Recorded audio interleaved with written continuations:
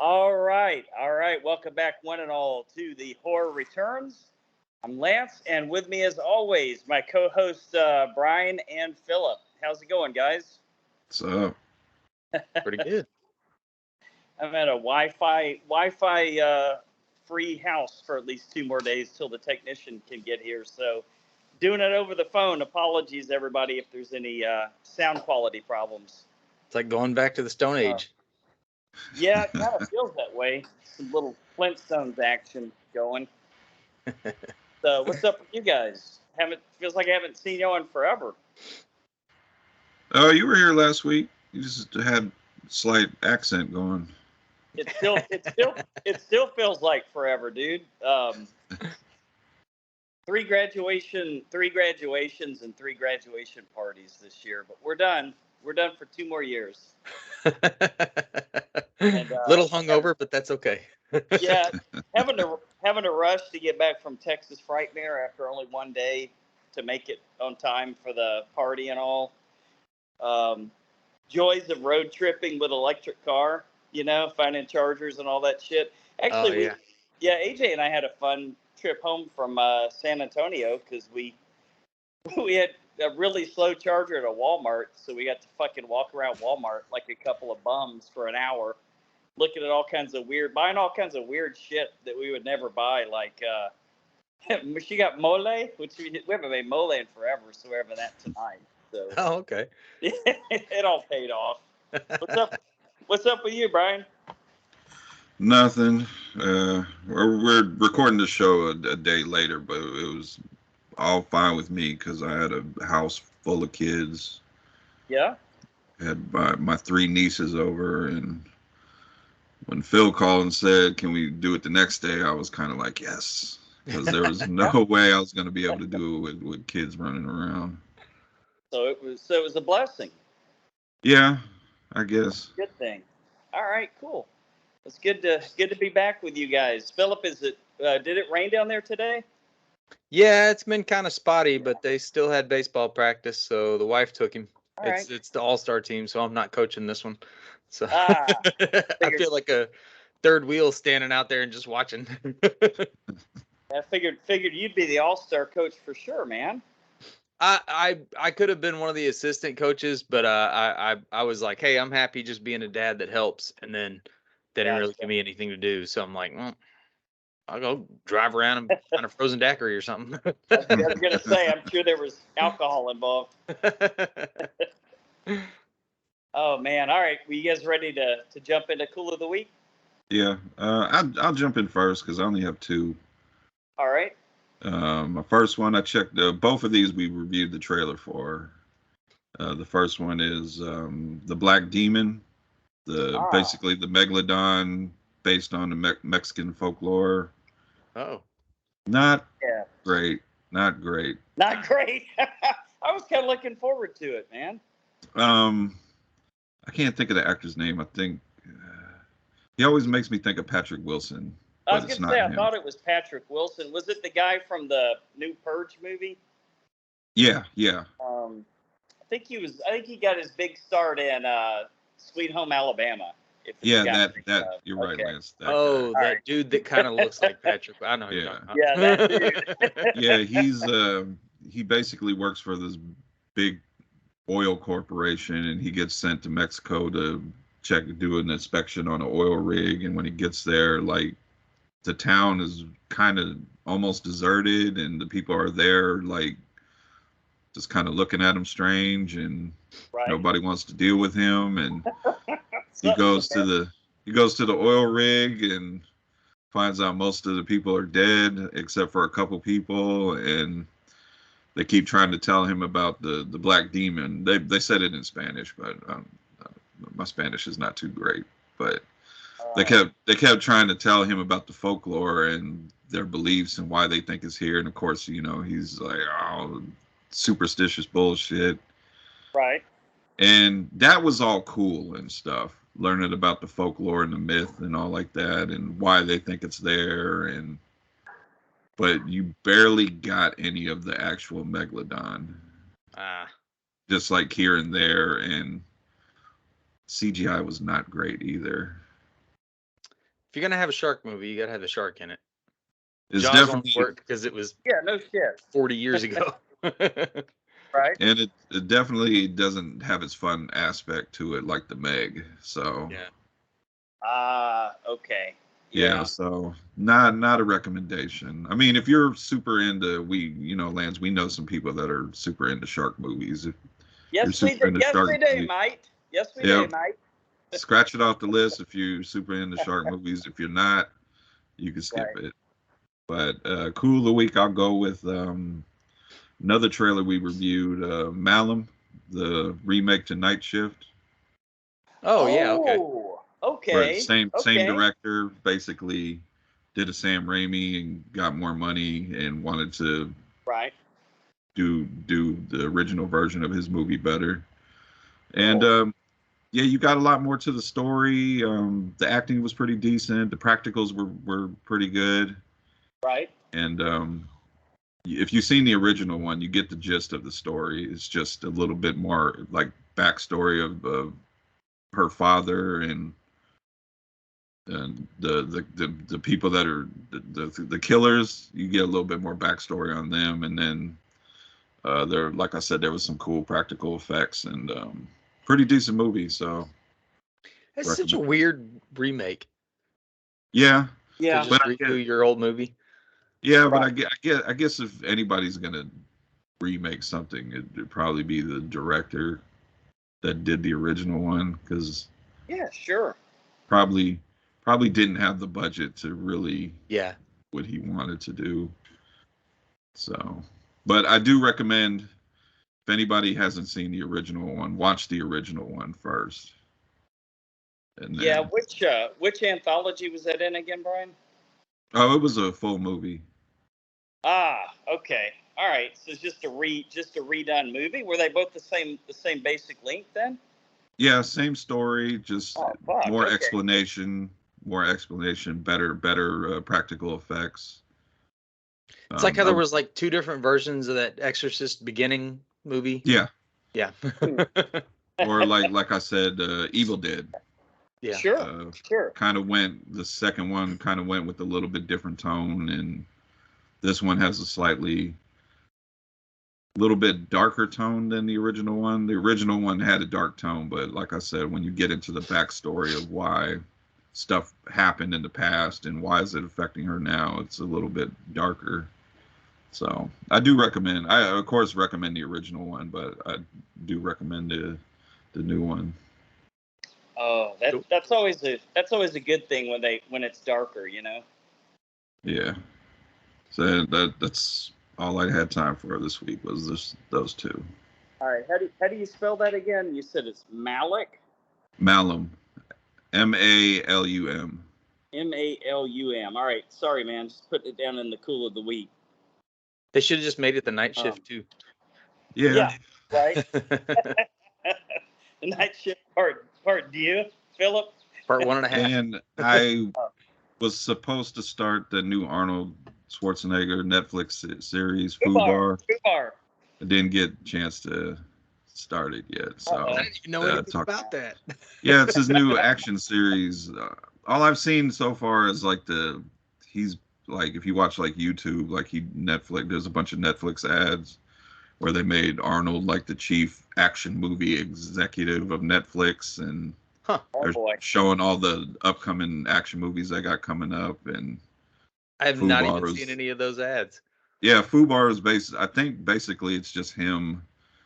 He was a retired, some kind of special agent, and he has to come out of retirement, and it's Arnold. So I'd say he's like 80.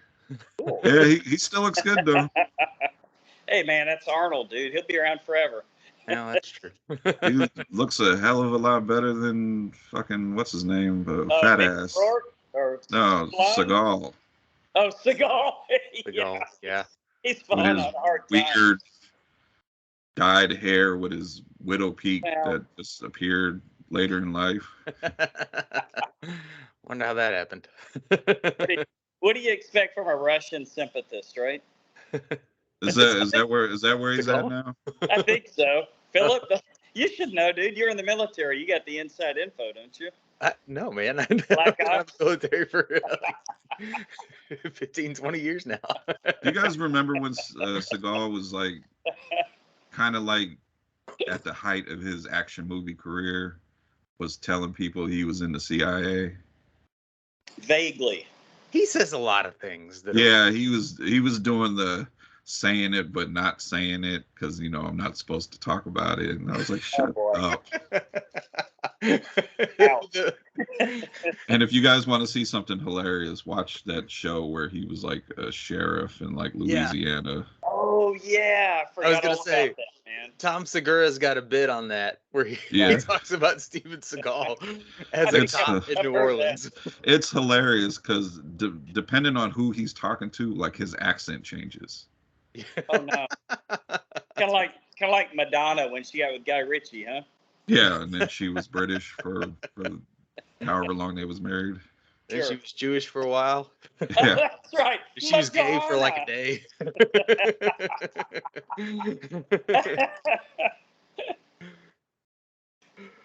Well, man, I don't have a ton of stuff. I watched Jack Ryan's Shadow Recruit with Chris Pine. Okay. Oh. I hadn't seen it in forever, and I had been watching the Amazon series of Jack Ryan, and they're coming out with a new season pretty soon. Yeah, I gotta get on that because I guess that's gonna be the final season. Yeah, it's pretty good, man. The Amazon series, I've watched all of it. It's pretty awesome. I like it. I heard that's good, and the Jack Reacher series is good too. Yes. Yeah, I was pretty impressed with the Reacher series. I guess it's more akin to the book, where he's this giant hulking guy. He's the dude from Blue Mountain State. You guys ever saw that? Okay. Yeah. So he's not little short Tom Cruise. Yeah. It's not Tom Cruise, 5'6" Tom Cruise. Yeah. I was like, well, that was a weird casting decision for him. Yeah. But with that being said, I did like him as Jack Reacher in the movie. Just he was pretty good. The way he shit talked everybody before he just destroyed them. Yeah. Tom Cruise is great to make fun of because like his movies are still pretty awesome. Yeah. Yeah, true. I think we all had what was it, Top Gun Maverick in our top 5 last year. Yeah. Yeah, it was a good movie. And the new Mission Impossible, the stunts, I saw like behind the scenes of some of the stunts that he actually did. I'm like, this guy is a fucking maniac. He's like Jackie Chan, probably about the same size. Yeah, makes sense. I can see that. Yeah, that's a good comparison, Philip. Real good comparison. He's like the American Jackie Chan. Sure. With less kung fu and more jumping out of planes. And a lot of running. Yeah. And speaking of Amazon, I watched their new series. Has nothing to do with horror again, but it's called Jury Duty. It's got. I've heard great things. It's funny. It's been recommended to me. Yeah. Yeah, it's got James Marsden in it, and it's like The Office, but if they hired a dude who didn't know that it was a TV show, just like a real life guy. Oh boy. And so this guy goes in jury duty. James Marsden is there, and a bunch of other like E-list actors. Kind of B-list. I thought that's what you were getting at. that he he wouldn't recognize.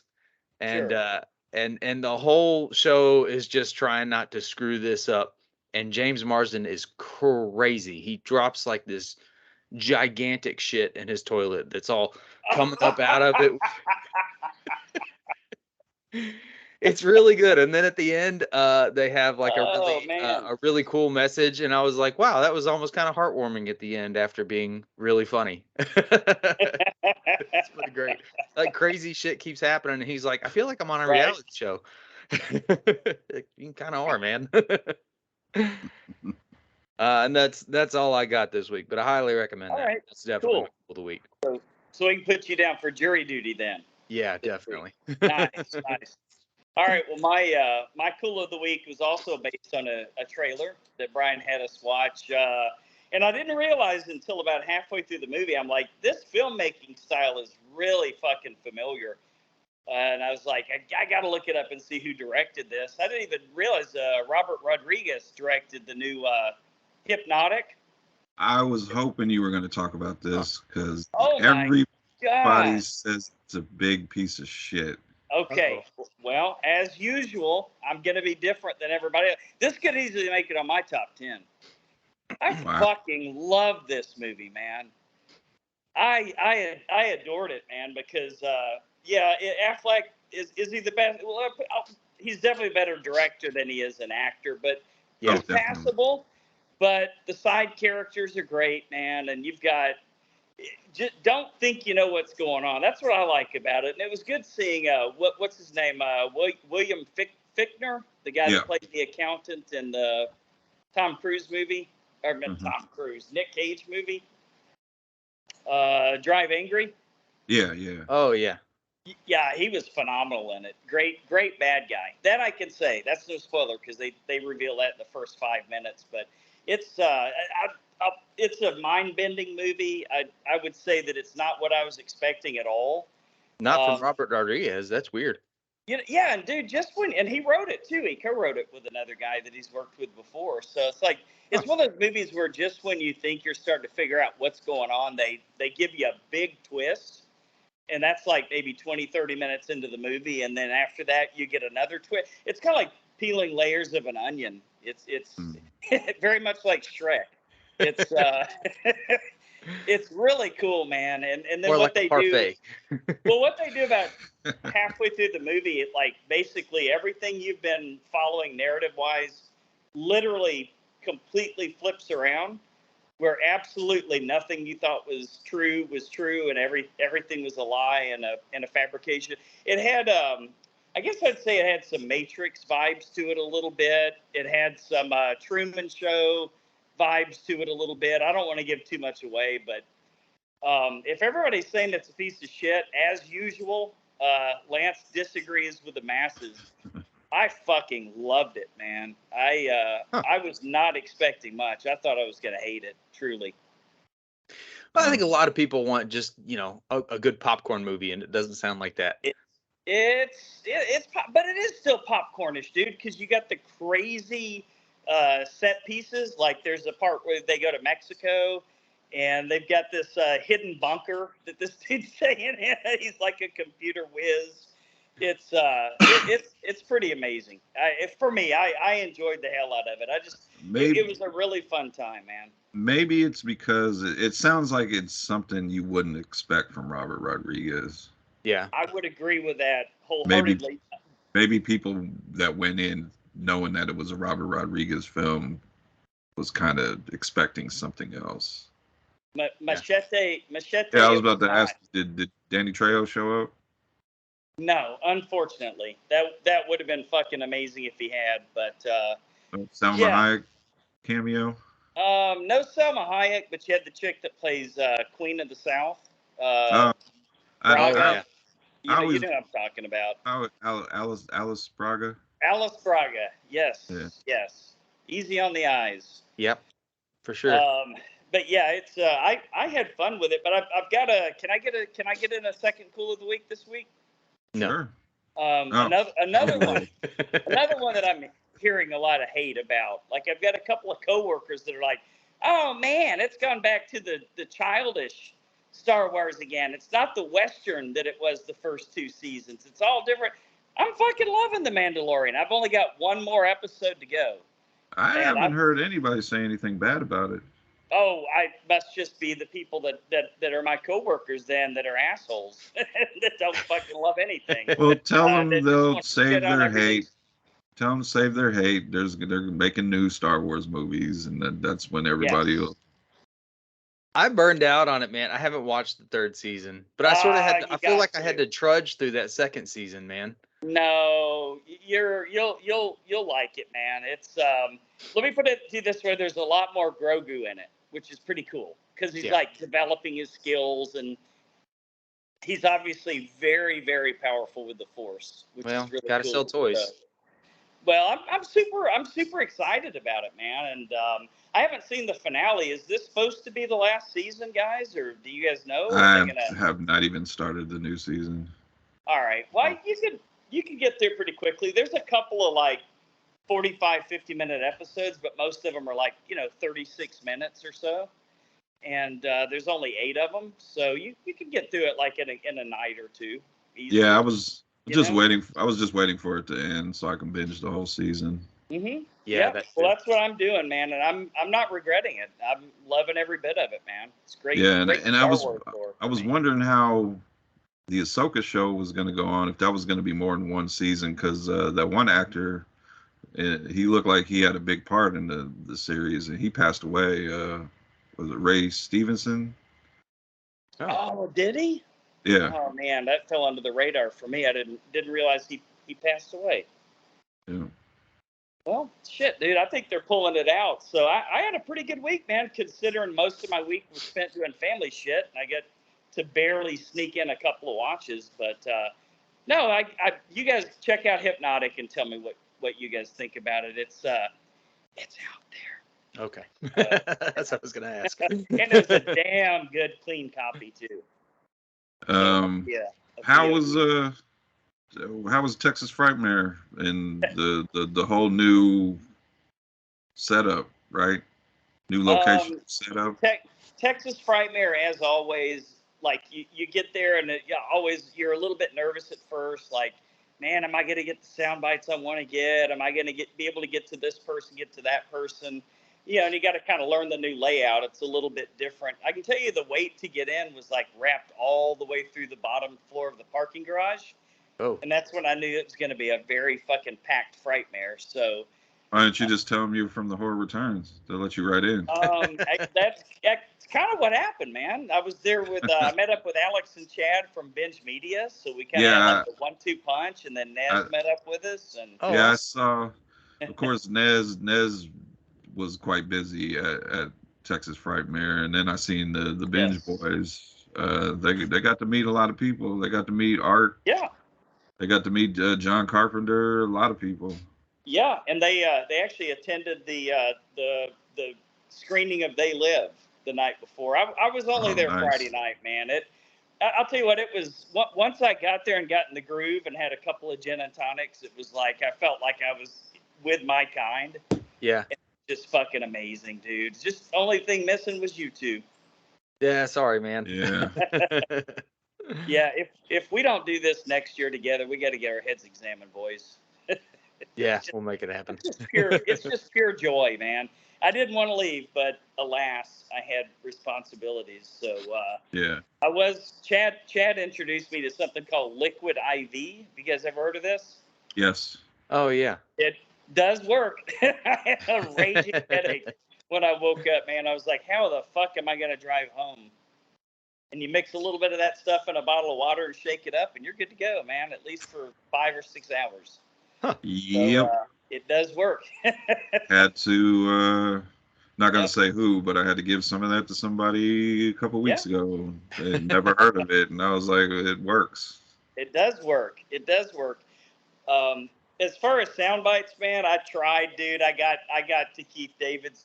He just wouldn't do it, man. I snuck in and got up there early and everything. I got to talk with him, shake his hand and everything, but he was just like, man, I just can't do a sound bite. There's too many people that ask. And you tell him that's understandable. You tell him how high we hold him up, especially over David Keith. I did.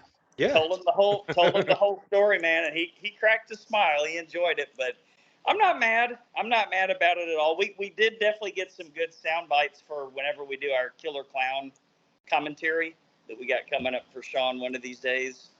So we got the Kyoto brothers to all do an intro for us, which was pretty cool. Nice. And a couple of other actors from the film. So we'll make it work. But yeah, dude, next year we got to go. You gotta.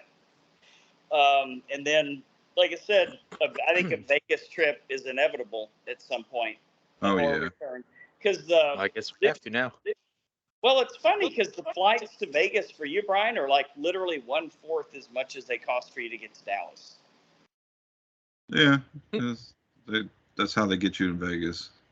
Tell you the flights. Yeah. And then they take your money when you're there. We won't do much gambling, but we'll definitely hit the Universal Park. I learned my lesson one year in my early 20s about gambling in Vegas. So you learned well, I'm sure, young Padawan.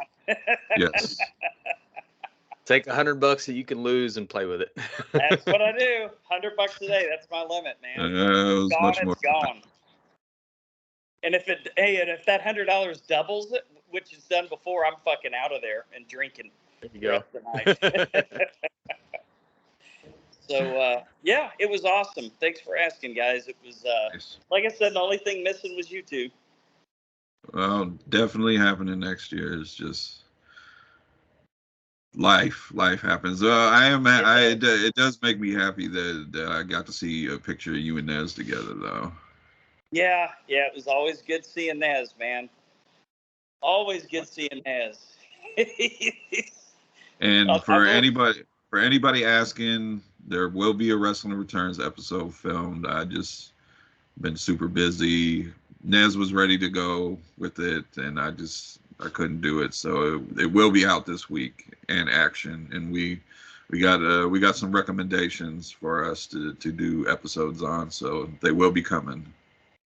I am sure that all the listeners are fine with that, man. We Yep. got some very loyal listeners. I will tell you, we gave away about 200 koozies at Frightmare, so Nice. we might have a few new listeners coming up. Yeah. Who knows? Zim, I got your recommendations. They're coming, definitely. All right. So is it time? Does that mean it's time for horror headlines brought to you by Brian? Yeah. A little bit more news in the past couple weeks because it just kind of feels like everything's kind of not really moving until I think I said last week that I didn't think anything was going to pick up until Comic-Con. Sure. Mm-hmm. But we got a little bit. I don't know why this is happening, but we're getting another Resident Evil movie. But I read two different reports on it. The first report saying it's going to be a sequel to the newest one that came out, the Welcome to Raccoon City, which was not good. But then I read another. I don't think I ever saw it. It's. I know. Phil, it'll make you mad because they mix practical and CGI in there, and the CGI is so fucking bad. Yeah. It makes you. It's so bad. It makes you forget that there was practicals in it. How do we still have bad CGI at this point? Jurassic Park was like they brought back 30 years ago. They brought back the zombie dogs in the new one. Yeah. Yeah. And I'm always a fan of the zombie dogs, but they look like cartoons. Yeah. Like Scooby-Doo, huh? Scooby-Doo was a masterpiece compared to what was done in that movie. But I read a different news article saying that it's not a sequel to that one. They're starting fresh from all over again. So I don't know. They're going to keep going until they get a good one and then start a new franchise. I guess. They'll probably just bring Mila Jovovich back. No, nah, dude, they won't do that. They got to bring somebody like who would y'all say would be the perfect new female action star for that role? Kind of hard to say, isn't it? Jeez, I don't know. I kind of liked what's her name in that last Tomb Raider movie. Oh yeah, she was really good. The one from Ex Machina or whatever. Yeah, that's right. Because even though that wasn't a great movie, she really fit the role of Lara Croft to me. And I thought, as if they continued it, she'd probably progress. And I don't know. What's the girl's name from Midsommar? Florence Pugh. Yes, I don't think she would do an action movie like that. Well, she's the new Black Widow. So is she? Oh, that's right. That's right. She could pull it off. Which I heard she came out and said a lot of the indie film scene crowd is pissed off that she's in the Marvel MCU. Oh, come on. Jesus I'm like, Christ. I heard somebody refer to it as Hollywood jury duty. Jesus Christ, man. Hey, give me a check. I'll be in the MCU. Yeah, you're immortalized if you make it into the MCU. Yeah. Yeah, I mean she I'm sure she's gonna. It's not like she's not gonna continue to do indie films and stuff like that. So I don't know. People just don't want the next person to make money, I guess. But she's awesome. Like, as far as somebody that could actually do some stunts and stuff, I think she could pull it off. I like the actor. Phil? Have you seen John Wick 4? I have not seen it yet. Okay, there's a Lance. You've seen it, right? Yes. The Asian actress that she has a moment where she's kicking ass. Sure, absolutely. Yeah, the daughter. Yeah, she was. When you'll see her when you watch it, you'll know exactly what I'm talking about. She was kicking a lot of ass in it, and she looked like she was fairly young. So how has Philip not seen? My mind just got blown. I know, dude. How has fucking Philip not seen John Wick 4? There's a lot of movies I want to go see at the movie theater. I just don't get the opportunity very often. John Wick 4 it's out there. Okay, I was gonna ask if it's ready to go. it's in HD. So okay, cool. Man, I can tell you one thing, Brian. It was a battle to get to Boogeyman because I missed 2 showings of it. But when I finally got to see it, I was really tempted to make a right turn into the Spider-Verse. Oh, yeah. It was a tough choice. Tough choice. I took my daughter. We wanted to see Boogeyman and Spider-Man, but we were doing it for the show, and I really want to go see The Machine. The Machine. Yeah. Oh yeah, I heard that's getting pretty good reviews. It looked like it was going to be awesome. He's funny. Yeah. Better reviews than Hypnotic, I guess, huh? Yeah. Yeah. Have you guys seen One Cut of the Dead? Yes. I don't think so. Yeah, single shot zombie movie, but then you find out it's like meta because it's a movie within a movie. Huh. There's a French remake called The Final Cut, and it's getting a theatrical release date on July 14th. So that's cool. Yeah, I'm for it. I wasn't a big fan of One Cut of the Dead, so. I thought it was a fun movie, man. Donna Nelly will fight you. Is that one of those like a Korean movie or something? Yeah. Is it Korean? I think it's South Korean. Yeah, I think so. They've been big on zombies lately. Yep. Let's see. Friend of the show, Art the Clown. We'll be seeing him again. Terrified 3 begins filming later this year officially with a much bigger budget than the first 2 movies. Chad and I were talking about that over the weekend, that we just hope the big budget doesn't kill it. The spirit of it, Mm-hmm. Might make it a good horror icon, man. Yeah, he's already that. 3 movies. For damn sure. Judging by his line at Frightmare, he's arrived. Yeah. Let's see. 2021's Wrong Turn. The writer of that, Alan B. McElroy, he's hoping to make 2 more sequels off of that one. Okay. Which I don't know if you got any listener feedback. I won't say nothing, but we've already had somebody respond to that one that wasn't a big fan of the remake. So I think we'll have to cover that one next week because I had to make the notes several days ago, so we're going to be behind on this. Okay, yeah. Well, we'll talk about it next week. The person wasn't not a fan of the remake, so which I thought it was fine. It was in my top 10, man. Yeah, it did what a remake to me. It took elements of the original one and it kind of made its own thing. And if you're gonna do exactly what the original one was, just make a sequel to the original one then, or make another one into the franchise. And so I was cool with it. Yeah, I don't remember hating it, but I kind of also don't remember it. Yeah. Loving it. Let's see. There's been a lot of Nightmare on Elm Street talk the past week. I don't know. It's because as we're recording this on what's today? Monday. Forgot what day it was. Tuesday. Tomorrow is going to be Robert Englund Day. Huh. So watch your favorite Robert Englund movies, I guess. But there's been just a lot of talk. National holiday. I think so. There's been a lot of like hashtag Robert Englund Day and There's a day for everything. Cool. I know his documentary comes out on Screenbox tomorrow. So Okay. There you go. But there's been a lot of talk about a new Nightmare on Elm Street movie. The Craven estate has control of the rights again, not the studio.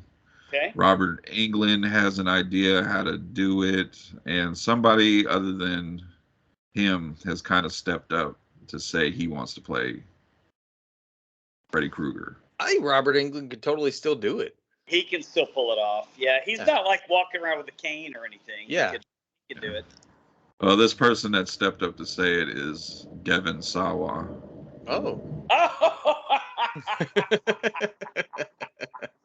Oh my God!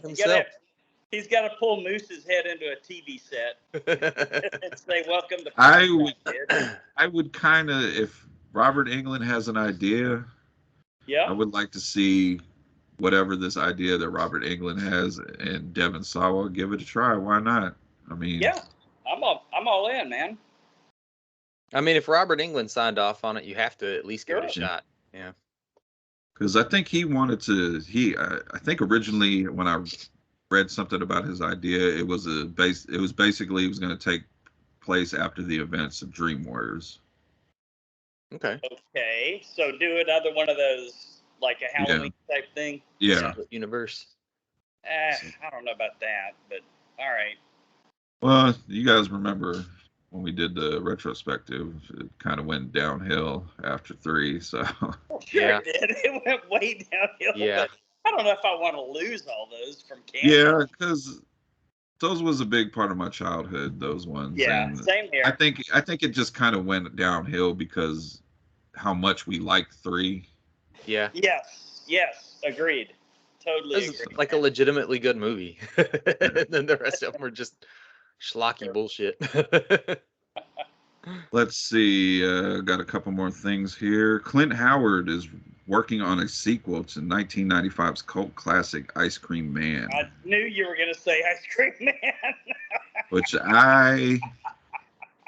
Ice Cream Man is one of those like so bad it's good horror movies. Sure. Clint Howard is the star. Oh my God! It's not blood. It's grenadine. What's that? It's grenadine from my ice cream treats.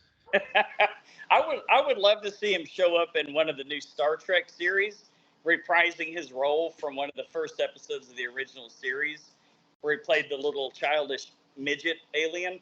Yeah. That was like controlling everybody, but my gosh, I do remember that episode. That's a lot to ask for. He looked exactly the same just as a child. He'd be great, man. He'd be great. Well, I don't know if you listened to last week's episode. I thought he was pretty good in the Nicolas Cage Western, The Old Way. Oh yeah, The Old Way, the new one you saw. Sure. Yeah, he was one of the henchmen. Yeah, that makes sense. Of course I listen to y'all's fucking show through and through, man. Give me a break. He looks like a henchman. Give me some credit. Let's see, and I guess we'll finish with Robert Eggers' Nosferatu remake has wrapped filming, so we should be getting a trailer for that one. That's a big plate to take a bite out of, man. Like you're gonna have to really kill that. I think our guest the last time we did a Robert Eggers film was saying he had a tendency to smell his own farts. Yeah. Yes. He was, if I remember, not a big fan of not just that movie we reviewed, of Robert Eggers. I'm gonna pull up. I'm gonna pull up the cast list. I remember it was quite the cast he's assembled for this. It better be creepy as hell. Wow. I'm gonna guess Norman Osborn is in there. Let me see. Yes, he is. Of course. I'm gonna guess the little blonde girl. What's her name? Is in it. Fuck. Well, she's not a girl anymore, but she still looks like one.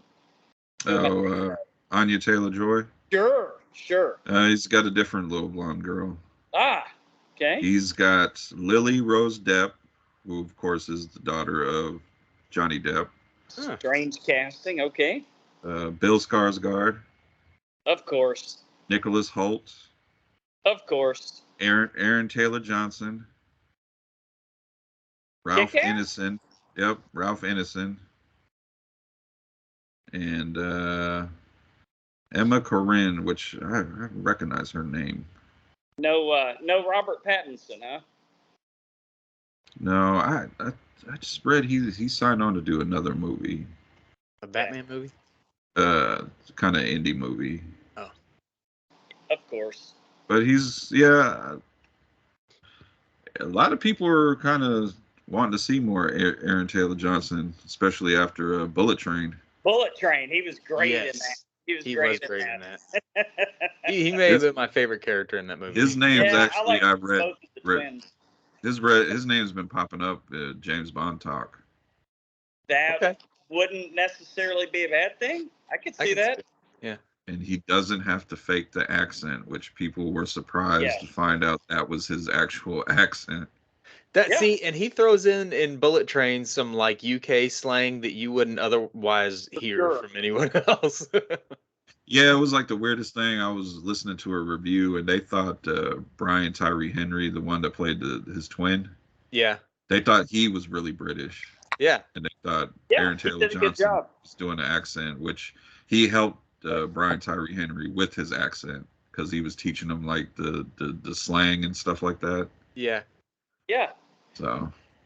Pretty cool, bro. Pretty cool, bro. Straight out of a Guy Ritchie movie. Nosferatu is due to come out sometime. I don't know. Probably Halloween, you think? If they wrapped filming, I would say before the end of the year, yeah. Okay. That'd be awesome. Good Halloween movie for sure. Mm-hmm. Wonder who's playing Nosferatu. I don't know. I was wondering that too. Bill Skarsgård, probably. Oh, probably so, yeah. Yep, Count Orlok is Bill Skarsgård. Okay. I could see it. Okay. I'm sure he'll have the long fingers, right? He better. Willem Dafoe is in it, and he's not playing Nosferatu. Well, yeah, but Nosferatu doesn't age, man. So it'd be hard for Dafoe to pull that off. He already played Nosferatu, didn't he? Did he? Was he in the Shadow of the Vampire? Was that him? Yeah, that was him. There you go. There you go. And they got Nicholas Hoult in this one? Uh-huh. Yeah. So is he going to play Renfield or what? That would be amazing. Is there a Renfield in Nosferatu? I have not seen Nosferatu in shit. I can't even tell you how long. Been a while. Maybe I'll revisit for my 31 days this year. Yeah. Well, if Nosferatu comes out this year, it'll definitely be on the schedule. Nice. Yeah, we've never covered it. All right, that's the news. All right, Philip, you ready? Yeah, man. Let's take a little trip. All right. Down to the trailer park. You got it. What, Brian? Bring us the big, the small, and the very, very weird. Oh, everybody's been asking for it. Yeah? Black Mirror Season 6. All right.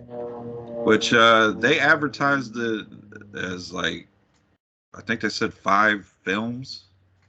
Yes. Yeah. I noticed that. And then it said, and the first red mirror? What is that all about? Well, it looked like one of the episodes was somebody watching a Netflix series that was based on their lives, and they were kind of flipping out like, that's not what I say, and that's not what I did. And so, that one looks a little more meta. Yeah, I kind of like that. The old social media thing, huh? And of course, I've seen some recognizable faces in there: Salma Hayek, Aaron Paul. I think I've seen your girl in there near the end, Zazie Beetz.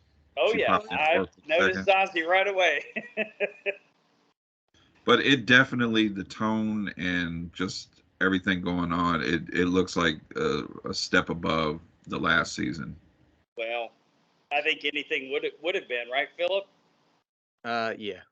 Well, I mean, it's hard for something like Black Mirror because it's been so consistently good, and then to have a season that's just sort of okay, it makes it seem like it sucks. So hopefully they live up to it. Yeah. Nothing too much to say about it. So I mean, I'm excited. I think we'll all be talking about it here in a couple of weeks. It comes out June 15th. So yeah, I mean, you got to get some real creative ideas in there to make that show work, and it's hard to keep up with that, I imagine. Yeah, especially because those early episodes were so good. Yeah. Yeah, the pig fucking. Yeah. That's the first episode. A guy fucks a pig in the very first episode. And then he shows up as like 12 different people in the movie Man last year. That guy, I can't think of his name. That guy's a good actor. Yeah. I want to say Rory Calhoun, but it's not Rory Calhoun. That's going way back. Rory Culkin, maybe, or no, that's one of the. I'm pretty excited about the Aaron Paul episode because you guys know I love my deep space horror movies. So. Well, they got to top that one with Fat Damon though. Yeah. That one was a good one, but that was almost kind of tongue in cheek. This one looks like more of a real true, horrors of space, going mad in space for being out there alone so many years in a row. Because when they said that they'd been out going crazier and crazier over the course of 2 years. Yeah. Like it's just the two people on a fucking spaceship. Rory Kinnear. There you go. There it is. Close. It's not Rory Culkin. That's the Culkin from Succession. Right. Which I watched I forgot what it's called. Is it called the Actors Panel or whatever? Okay. Where they get a bunch of it was I can't think. It was damn, I'm just completely blank in my mind. Different people from Succession. It was Pedro Pascal. It was Rory Culkin. Okay. It was Idris. I can't think of his name. He's in that show Snowfall. He's the lead actor. Okay. It was the dude from what's his name? Jeff. Welcome Jeff to my world. No. Yeah, we really know movies, boys. The dude. That dude. Oh yeah, that one. Sure. Lebowski. Yeah. He was there, and what's his name? That played Dahmer on the Netflix series. Oh yeah. From American Horror Story. Yeah. Yeah. Talking about It's basically they do like every time you can watch them on YouTube. They have like different actors or directors or something. They just ask them a bunch of questions, and it was very interesting. Rory Culkin has turned into a pretty decent actor, man. I like him.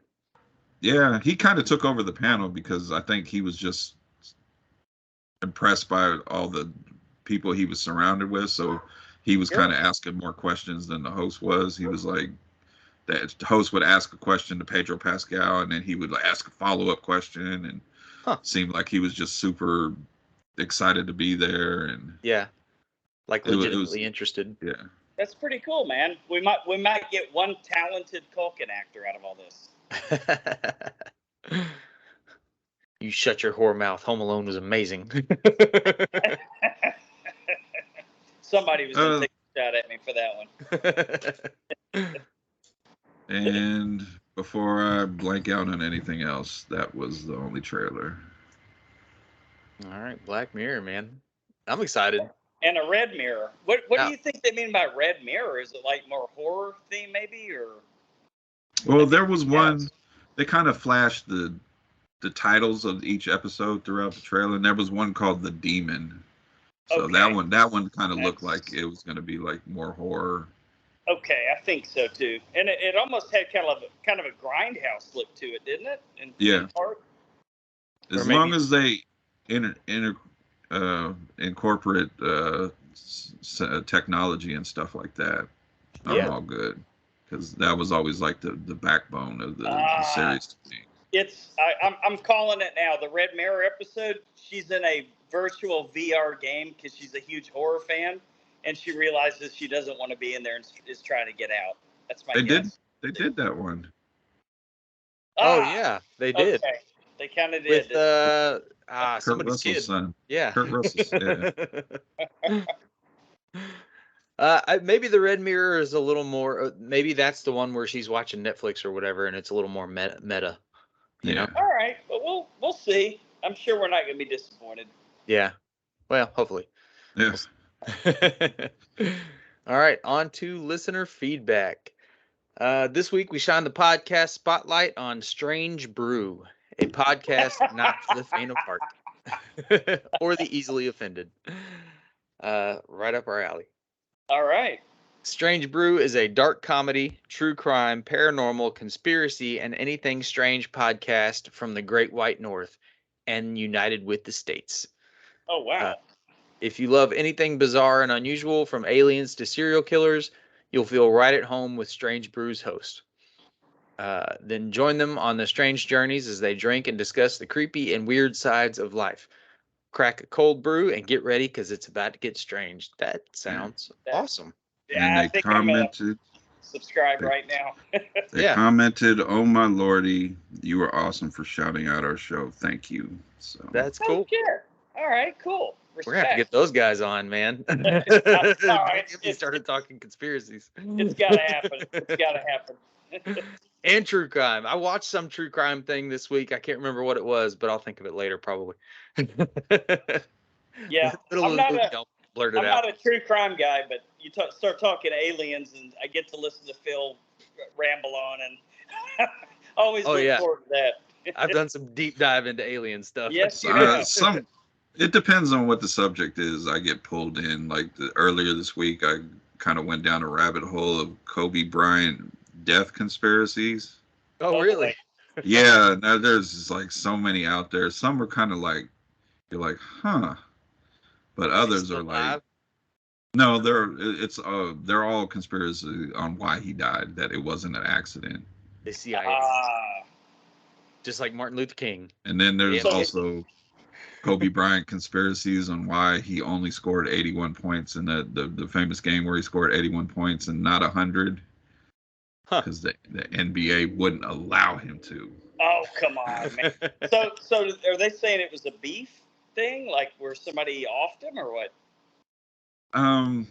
There was a lot of Illuminati shit going in there.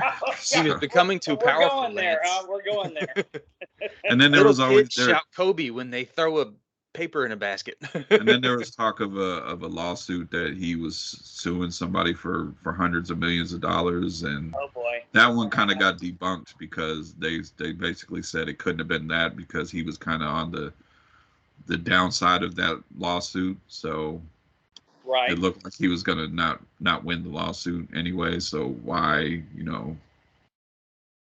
so I don't know, it's wacky stuff. And then the 81 points kind of led to the LeBron will never break the all-time scoring record, and they had all these like conspiracy theories, and it was of course a couple months ago, so yeah, because he's done broke that, so damn.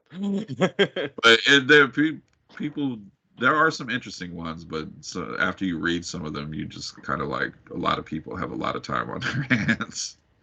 For sure. Well, check out A Strange Brew if you want to look into the weirdness. I'm sure they talk about it. And Brian just added a poll. How would you rate the Psycho franchise? Overrated or underrated? And we're waiting on the results. So please join us on our Facebook group and cast your vote. Yeah. I'm going to say way underrated. Yeah, I had to make these notes like on Monday. So yeah, it's been a while. Okay. And regarding Sleepaway Camp, Nez posted Met MEG. I guess Meg at Frightmare. So that's awesome. Was she there? Yeah, Nez was all over the Frightmare. The sleepaway camp guys at Frightmare. They were all lined up in a row, and he was taking his steelbook cover and having them all fucking sign it.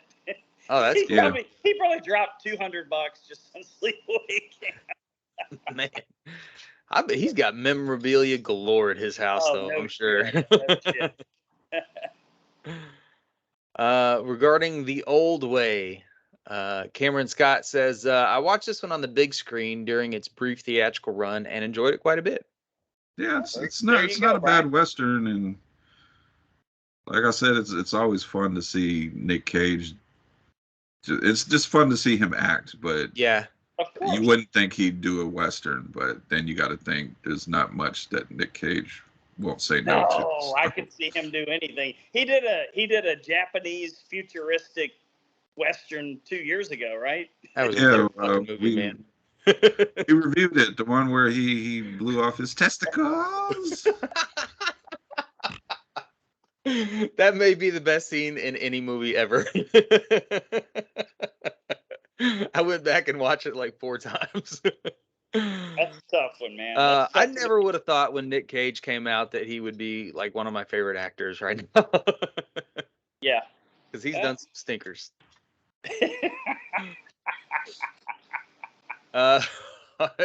Sorry, Beat. That's it for listener feedback. Our intro and all the new logos come from Steve Carlton from the Geeks, and be on the lookout for some more great stuff from him. Of course, our original skull artwork comes from Natsulani. And if you'd like to help us out, please consider becoming a Patreon patron. We'll let you pick the movies for a future show at any amount. And for $5 or more a month, also pick a commentary for a future bonus show. Are we still doing the $1 thing? Yes, always. Okay. All right. Well, not always. It's ending tomorrow. You have to do it. You can always get $1, but the perks for $1. You guys still there? Oh yeah. Yeah. Your picture's frozen. I thought you were just sitting still. All right. Well, you guys start talking about the new movie. I'll be right back. I gotta check on the wife real quick. Okay. Yeah, you can always donate $1, but to get the special perks, basically at this time period, if you donate $1, you get the highest perks. The highest perks. You can come on the show with us. We'll hang out. For $1, you can pick a movie for $1. And of course, if anybody's heard us before, you can pick any movie, because we've done rom-coms, we've done musicals, which never got over that episode. But yeah, you get to pick the movie, come on and talk to us, and reach all of our tens of followers. Yes. And on to featured attractions. This week we check out the brand new movie, The Boogeyman, as well as the 1980s The Boogeyman. We'll start with 1980, both based on the Stephen King short story. Through the reflection in the mirror, a girl witnesses her mother's boyfriend's murder. Okay. Director is Uli Lamel, also known for Killer Nurse and Cocaine Cowboys. The documentary? I guess so. He's got a knack for names on that one. Yeah, that's what's her name? Griselda Blanco. Okay. Like basically like the head of the cartel back in the 80s. Yeah. Medellin cartel. yeah. That's a good documentary. Okay, cool. Writers are Uli Lamel and Susanna Love and David Herschel. The house used for the exterior shots of Lacey and Willie's childhood home is located in La Plata, Maryland, and in 2004 was severely damaged by a tornado. Oh. I thought it was in Amityville by the looks of the house. I know. Yeah, Brian, dude, the whole time I was watching this, I thought, is this one of Brian's Amityville movies? It sort of got that vibe to it, doesn't it? It's bad. Yeah. Albert Zugsmith suggested to Uli Lamel that he should cast John Carradine in a secondary role in order to enhance the film's overall commercial appeal. And Carradine's scenes were all shot in a single day. I'm sure all right. Well, I'm surprised the movie wasn't shot in a single day. Who was John Carradine? I have no idea. I thought he was the priest, but I think he was like the doctor or the psychiatrist or the. Is he a Carradine? I don't know. I was kind of wondering that while I was saying it. I was like, is that the same, like David Carradine? I know there's a bunch of brothers that act. Well, there's a lot of Carradines out there. Lance, what'd you think about this one? You kind of get your hand already.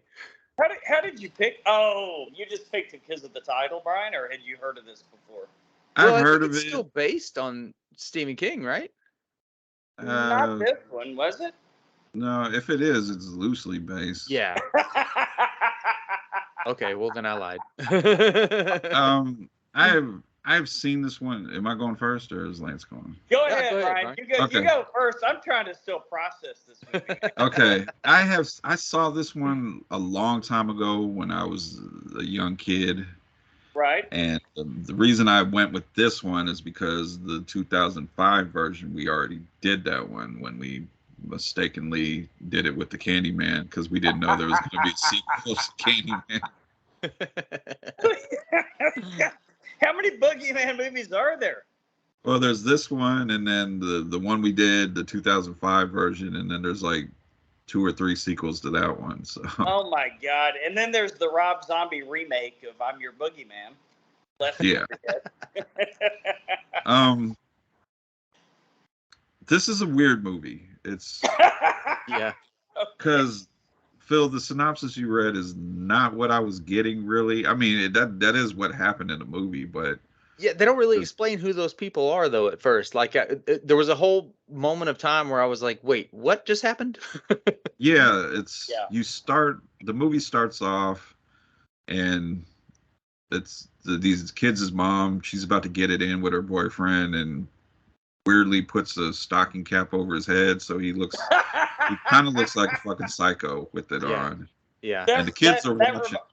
That scene reminded me so much of the way you guys described. What was that one movie where the guy had the sock face or something like that? The one I missed. Oh, come on, help me out here, Brian. I'm hanging. Don't leave me hanging, man. Not doing a great job of remembering shit tonight. It was, okay, I remember you said that it was like a YouTube star that was in it that made the movie, and the one it was like a. Smiley, yeah. Oh, where they? Yeah, I got the whole time.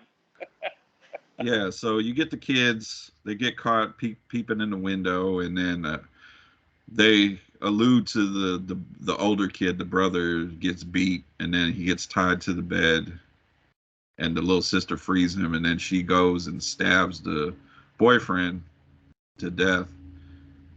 And then the movie makes you think that he's kind of a psycho killer because you flash forward to him working on a farm, and for a second there, I wasn't quite placing that was his sister with him. Yeah. And then I don't know if they mentioned right away or it took a while for them to even mention that they moved in with their aunt and uncle because it was just kind of a lot of stuff like you don't find out right away. Yeah. Sure. They just stick you in the middle of a situation and really don't explain it, which is fine sometimes, but yeah. And it was just kind of weird because it just sometimes I don't mind a movie kind of doing misdirects. Yeah. But it just really felt like 2 different movies, like two different movies. I saw like 7 or 8 jumbled together here, poorly edited. Well, Steinbeck was definitely in there somewhere. Well, you get the brother, George. You get the brother who you may think is like kind of psycho. Then the sister starts having these kind of breakdowns, so you kind of think because you don't actually see the brother stab the mom's boyfriend, so you kind of like, is it the sister? Then for some reason, I was to say when you said it, I thought it was the brother that stabbed him. Yeah, it is, but they just kind of made me think that maybe it wasn't because she keeps having these breakdowns, and he's, other than not talking, he's fine. And then for some reason, for some reason, the husband of the sister wants to take her back to. Hold on, my dog's. Man, I'm glad Brian is explaining this movie to me. It's starting to make a lot more sense now. I'm kind of explaining it to myself. So. Oh, it helps. Yeah, he has a great idea of taking her back to see her mother's and the old house they live in, and that's when it gets revealed of this supernatural mirror. Oh that God. I was just kind of like, what the fuck is happening? Yeah. Maybe this should have been with Oculus. Yeah. Oh my God, the mirror that turns red, and then the priest is like getting involved at that point. Where the fuck did it come from? Which I'll give it credit. The movie kind of gets wacky after the mirror part.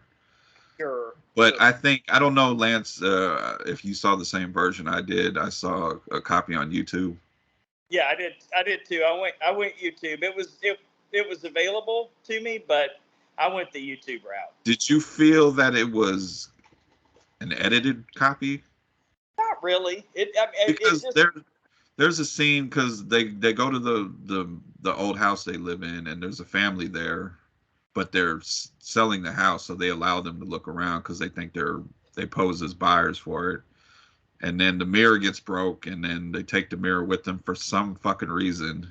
Right. To go hang it back at their house. I don't know why would you hang a broken mirror. It's fucking weird. But a piece of the broken mirror is left at the old house. Yes.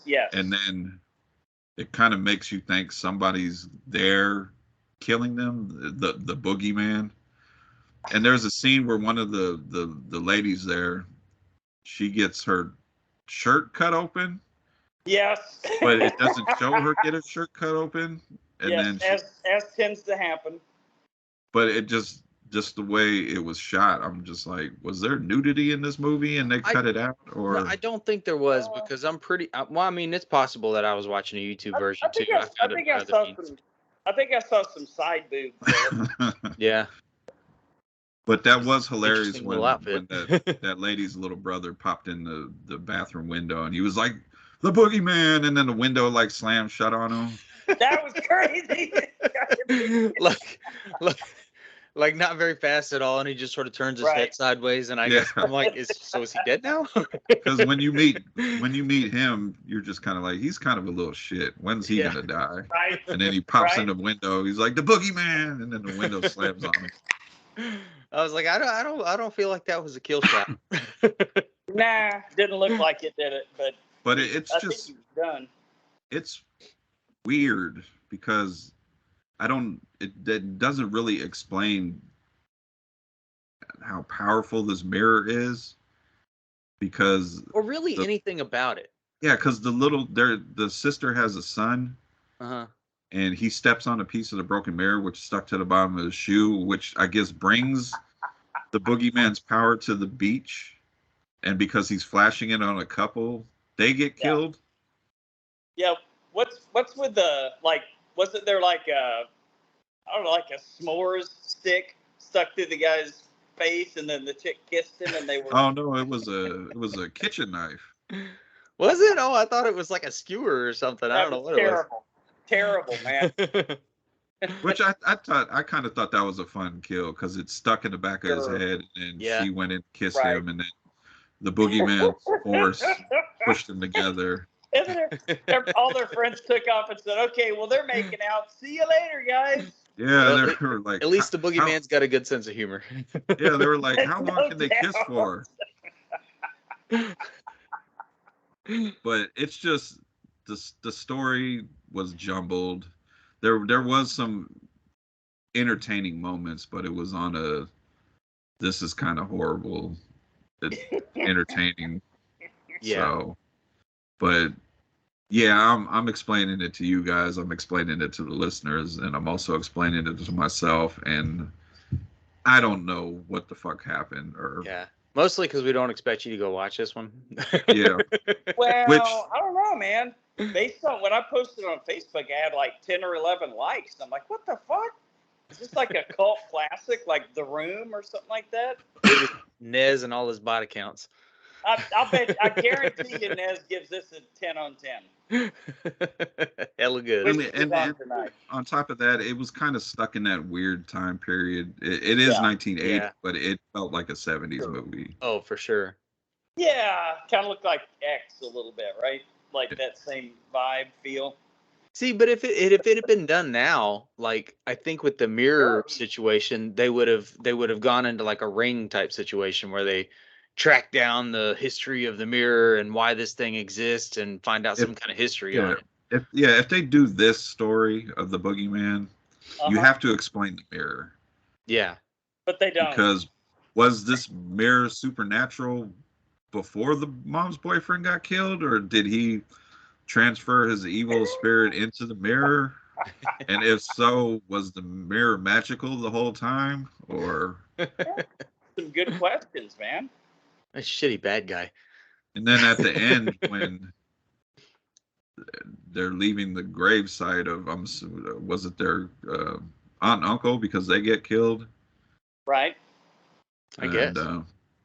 Sure. They don't really explain anything. The piece of the broken mirror gets comes off of the little boy's shoe, and I'm like, is somebody gonna rise from the grave from the little piece of mirror? Like, how powerful is this mirror? Yeah, it was like some kind of little cliffhanger ending. They don't explain anything, dude. They just go places and do things, and then people get killed along the way.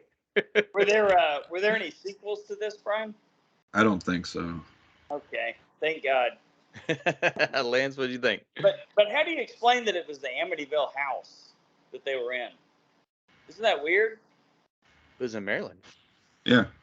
Okay. Oh, it was a Mirror Universe Amityville movie. Maybe. That's the other side of the mirror. Makes sense.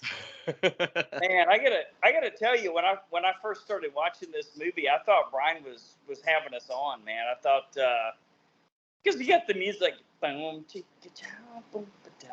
yeah, it was kind of bad. And then she's like rubbing on her thigh and like, come over here, big boy. And it's like, strange Brian, opening. you got us watching a fucking porno, man. It was really bad. And then there's definitely could be some bush in that one. I thought for sure. Yeah, we kind of got cheated, didn't we? I mean, we were teased. We were the ones that got seriously teased on that one because. Okay, so, to interrupt you real quick, John Carradine is the father of David Carradine. Okay. And he was in the movie. He was the doctor, the psychiatrist. Yeah, Okay, yeah, I thought so. Well, I thought maybe he was going to be the priest because I saw like a picture on IMDb, and you show the priest there holding a crucifix. I'm like, how is this going to fit in to this movie? Like 30 minutes into it, I'm like, it has nothing to do with this. But yeah, I guess it made sense once the mirror turned red. And was that Satan in the mirror? Or? Sure. I mean, fucking bizarre movie, man. And yeah, obviously very poorly edited. Yeah, had a sense of humor with the fucking spike through the mouth and the kiss, but it's kind of like a dumb sense of humor. Like it wasn't really even that funny to me. Like, I mean, to me, Renfield this year had some great horror / humor. Shaun of the Dead has some great horror / humor. This one was just kind of stupid. I mean, like all over the place, poorly edited. Very. Another part of the movie that just popped in my head was you get the scene of the brother. He's working in the barn, and that lady comes to get the eggs, and then she's like hitting on him. Yeah. Was he choking her because he wanted to choke her, or was he being controlled because the mirror hadn't got there yet? I hate to say it, dude, but that scene reminded me so much of Simple Jack. Yeah. When he was like, I was going to say that. blonde-haired guy in the fenders and. Never go full retard. I'm sorry, man. I don't mean to be offensive, but I honestly got that vibe from him, man. But after they destroyed the mirror, he talks again at the end, perfectly. Yeah, that's weird too. Where did that come from? Well, and so when he picks that chick up by the neck, he's like about to choke her out, and then he sees himself in a mirror, and it's like, oh, maybe this is not a good idea. You know what? So I'm like, are you a psycho? Because Brian, I honestly think this guy thought or whoever directed this thought they were making the ultimate masterpiece. You know, we just don't get it. It's just above our level, I guess. Right. I just don't get it. This is probably like this is probably like this could have been Ari Aster if he caught a break, right? Yeah, there you go. Makes less sense than an Ari Aster film. How about that? Oh, terrible, man. This is a stinker. This was a stinker, boys. What'd you think, Phil? Yeah, I it was just a kind of a schlocky slasher movie. And then but was it? There weren't even that many kills. I know, it was like a fucking window that fell on his head. That yeah, he like it was fucking amazing. You had that kid. You had both his sisters. You had the couple at the beach. That's 5. Okay. You had the aunt and uncle. That's 7. Yeah, but no real gore, man. None of the kills are real good. I honestly, I felt like the cut we seen was edited.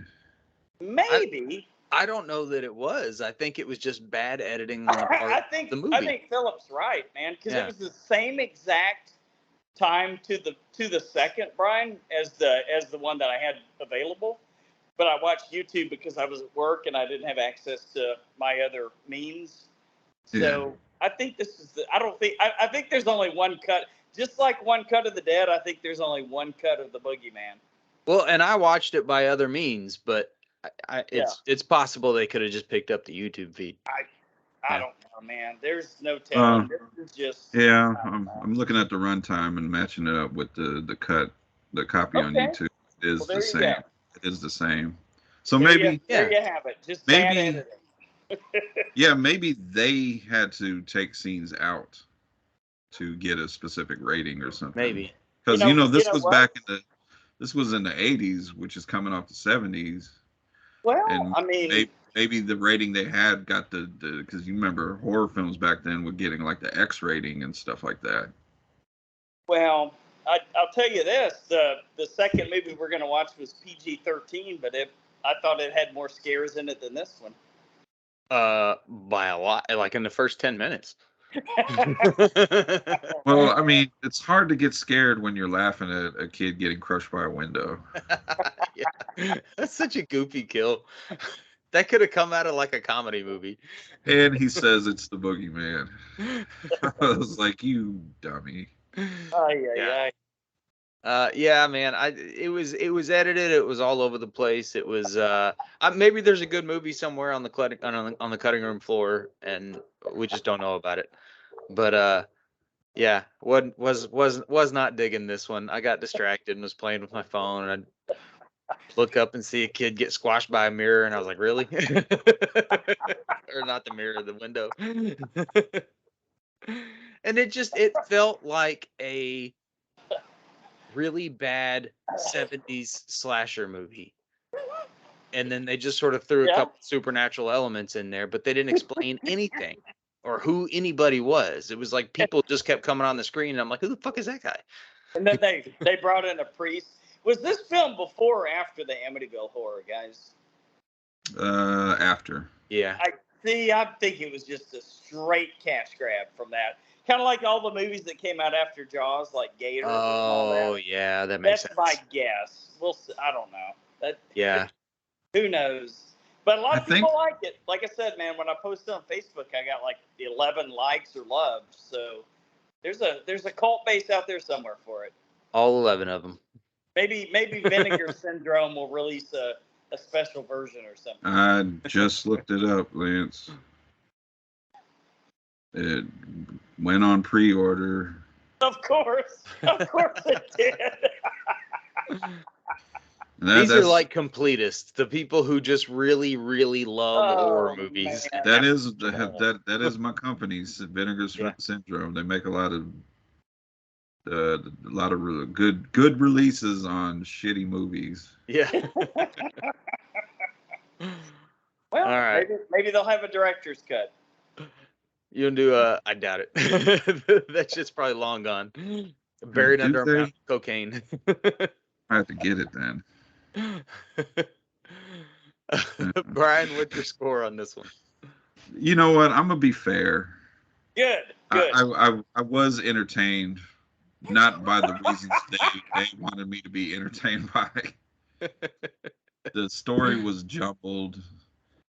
I honestly felt like some of the kills were kind of cut out and edited very poorly, because if you're going to cut something out, don't just, I don't know, it was just poorly edited. I'm not an editor, but yeah. The acting was not good, but again, I was entertained because it's just so bad and you just have so many questions. So I'll give it a 5. Oh, wow. That's better than I expected it to be. Right in the middle. Lance, what do you think? You know what? I'm going to be fair. All kidding aside, it's, I mean, somebody made a movie, but we do go on a scale of 1 to 10 here. So I'm going to be real. It's a 1. Ouch. This is one of the worst ones we've seen in a long time, boys. Oh my God! I have to ask you: is this better than 2 Jennifer? It is slightly better. Didn't we give 2 Jennifer a negative something or a 0 or a? Pretty sure I did. 0.5. I think there was one score of a 1 because we agreed that it was a movie. So yeah, I hate to say it, Brian, but this was kind of in that camp for me, man. It just really bad. Yeah, I the boyfriend with the thing on his head was fucking stupid, man. Like, that's not a scary bad guy. Yeah, did we ever figure out? At least make him disfigured or something, you know? Did we ever figure out if he was the boogeyman supernaturally, or? It sort of seemed that way because they were talking about the ghost of the boyfriend. But how did they know? Sure. Also true. They didn't do any research. We could have seen that if they'd have come out with it today and done a ring. Well, just go watch Oculus instead. It's the same movie. There you go. What the fuckulus, right, Brian? And we're doing that one in a couple weeks, I think. Oculus? Yeah, isn't that on there? I don't know. I thought I saw it. Maybe I don't remember the schedule. Maybe. Yeah, maybe you were dreaming of seeing that instead of this. That was a good movie. This one, however, was not. I'm gonna go. Oh, we sure are doing Oculus. I did put down the schedule. There it is. I'm gonna go 3, I think. There you go. And I feel like I'm kind of just being nice. Well, to be fair, you know. Yeah. Cha-ching. All right. Well, maybe don't watch that one. And we'll roll on to The Boogeyman, the new release. Still reeling from the tragic death of their mother, a teenage girl and her little brother find themselves plagued by a sadistic presence in their house and struggle to get their grieving father. They wrote her little brother? Oh, they did. Okay, well. It's like IMDb didn't watch the movie.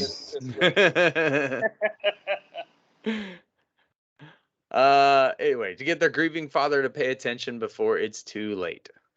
Makes no sense. That's not the movie, but okay. Yeah, not really. Director is their descriptions are almost always kind of bad. Yeah, lately. Director is Rob Savage, also known for Host and Dashcam. Okay. Entertaining movies. Yeah. Writers are Scott Beck, Brian Woods, and Mark Heyman. It was originally meant to be released straight to streaming on Hulu, but the strong reception from the test screening prompted 20th Century Studios to give it a wide theatrical release.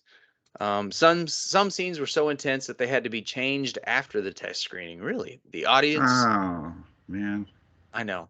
The audience screamed so loud that important dialogue after the scene was lost. Well, just give it some room to breathe, man. Read the room. Yeah, have a silent moment. Like have the people that got scared in the movie kind of gather themselves for a second. Yeah. Sure. The editing was changed to put in pauses so that the dialogue could be heard. Oh, okay. There you go. Well, that makes sense. Okay. There you go. Should have read that first. All right, Lance, what did you think about the new Boogeyman? Oh my God, I really wanted to go into this movie wanting to hate it because Host was good for what it was. Dash Cam we had tons of fun with. Brian, I think you'd agree. I mean, everybody fucking hated her, but that was kind of like part of the fun. Yeah, it's the point. You're supposed to not like her. Yeah, and it went totally batshit crazy toward the end, and I really wanted to find time to reread the short story before I watched it, so I could kind of judge how close it was to the actual story. If it was either a Lawnmower Man situation or a Graveyard Shift situation or whatever, but didn't get time. I don't remember the story too well. I read it decades ago. I wasn't too disappointed with this movie, man. I actually kind of enjoyed it. Yeah, it was PG-13, and you could kind of tell that they were pulling back on a few things, but there were some really legitimate scares in this movie. So there is definitely a huge movement going on right now with movies about grieving, right? So you've got Smile, you've got, where grief follows you around. You got Smile, you got with the Babadook, you got, countless films, right, that we've reviewed lately that, it's probably not a big surprise or a spoiler that there's something here, that's sort of similar to that. And I kind of thought, well, I'm worried they're going to go too far in that direction without doing their own thing. But I was pleasantly surprised, man. I thought the acting, especially from the older little girl and the shit that she had to put up with at school after going through an absolute tragedy that no one should have to go through, she did a great, convincing job. Her friend was a total bitch, and she was very convincing. Yeah, the older daughter was she's on that show Yellow Jackets. She's great in that, man. Yeah. She's she's kind of like the wild child one in that one. She did a good job. I really felt for the little girl, and maybe it's because a granddaughter probably around that age, and I'm thinking, holy shit, she's got that little glowing moon that she rolls around to see what's in the room because she thinks there's a monster in the closet and stuff like that. That definitely pulled on my heartstrings. I mean, there were some scenes throughout this film that definitely, I found pretty touching, and I thought they all did a good job. The father was passable. The guy that showed up, he's definitely a weird-looking actor, which is his weirdness really helped a lot. Yeah, Polka Dot Man. Yeah, that's right. Polka Dot Man himself. That's right. That's who the fuck that is. I was trying to think. Without going into spoiler territory, I was pleasantly surprised with this movie. I enjoyed it a lot more than I thought I would, and there were some obviously pretty CGI-ish, but there were some fairly decent special effects in that third act where things kind of went batshit crazy, and I enjoyed the movie. I really did. I got to admit, I enjoyed it. I thought a lot of it was the acting from the two little girls. I thought they were fantastic. I mean, I thought they were perfect. So, pleasant surprise on my part. I almost didn't expect that from you. Yeah, I thought I was gonna hate it, man. I tried so hard to hate it. I gotta have a bottom 10 as usual, just like last year, Brian. I'm gonna struggle, but I can't miss it. That's a good thing. Yeah, it is a good thing. Yeah, it is a good thing. Good for horror, right? Yeah, because I think the top first 3 or 4 of my bottom 10 were movies that any other year probably wouldn't have been on my bottom 10. So. Yep. I hear you, man. Well, what did you think about this movie, Brian? I'm with Lance. I was a little worried coming in this, especially. I'm like, yeah, it's a good thing that they pulled it from Hulu because they felt like it needed to be in the theater. But then I was kind of thinking, am I going to end up watching a movie that I felt like I should be watching at Hulu at home? If it was on Hulu at home, though, it'd be too dark. Yeah. Oh yeah, very dark movie. In the theater, it works. It being pulled and put in the theater was the right choice because of the, like you said, the dark, everything happened in the dark, the whole aesthetic, the atmosphere, everything was. Sorry about the dogs barking outside. It worked. The Boogeyman? I got them going too. I don't know if there's a fucking helicopter over here or what, man. They're after me. It worked for the big screen. This type of movie should be seen in a theater in the dark, and it worked. I agree with you, Lance. I enjoyed the acting from the two daughters in this. The dad, again, I agree with you. He did what he was supposed to do. He was just there to he was there to not be there for the kids. Sure. So, but I thought the little girl, I thought she was fantastic. She really made me feel like she was going through some trauma, and was actually kind of was like, did they make this little girl believe that there is a boogeyman? Because that her, and then this is not a spoiler, it's the very beginning, the baby in the crib. Oh yeah. Oh god, that was rough. They must have did something to scare the shit out of that little kid in the beginning, because that was rough. Like, well, they started it out rough, huh? Yeah. I was like, it was rough, but I was like, this is pretty fucking good, because I really feel like these children are terrified.